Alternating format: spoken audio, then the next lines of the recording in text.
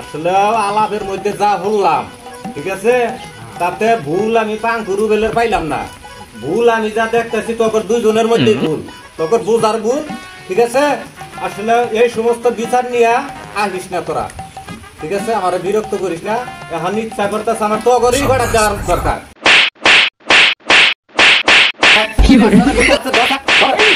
তুইটা আসলে একটা ফাউল দেওয়া যায়, তুইও করে মারতাস কে?